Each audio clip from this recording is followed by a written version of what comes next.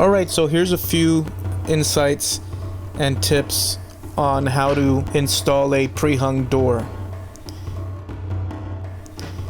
Of course, first you want to unpack it, pull off all the cardboard.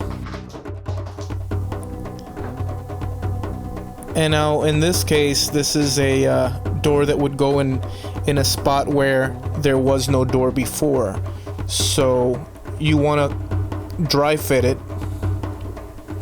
to see what gaps you're working with.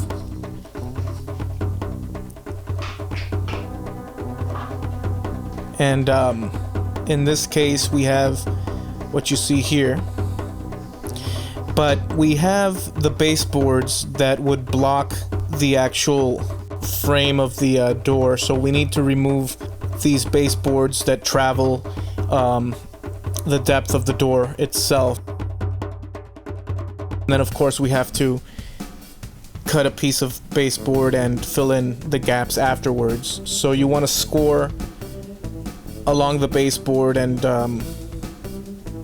just make it easier for you to pull that bit, to pull that piece out. So take your time and be patient. Just score it, and then take something, screwdriver in this case, and try to pry that off.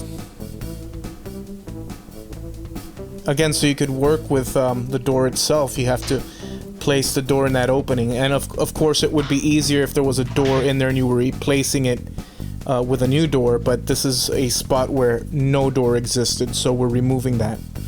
And then you want to pull off the pins of the hinges, the door, from the actual casing actually, and you want to dry fit that as well.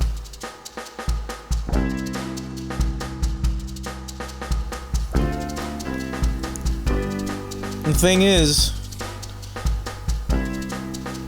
you want to level this out so that you don't have issues later with opening and closing. So this is what you want to do. You want to shim that bottom area where the hinges are on that side and work your way up to the top, and you want to bring in a level. You want to make sure that that's nice and level, as well as use a speed square to make sure that corner is right. And then you want to put in your shims from the top down, and you want to add nails to them, but making sure it's level and flush with the outside wall too. And then of course you can put your door back in once you've put your nails in and shims, and work on the other side so that it again opens and closes properly. It's an easier way to work this. So I have the shims on the hinge side of the casing, and then we nail those in, making sure it's flush with the wall. And then you want to score these shims and remove them, and then later we'll go back and add some more nails to it. But once that side is done, you can go over and nail in the other side, adjusting the same way with the level and speed square to make sure that your door opens and closes properly. Take your time. And here my camera started moving slightly up, but I'm adding some brad nails to the actual molding there. And then the camera just went out. But this is the result here. You can freely open and close the door. And we have our molding. And so that's just a good way to work this.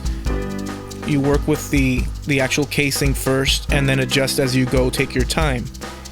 If you enjoyed the video, consider subscribing. This is Escajedo Woodworking. Thank you very much.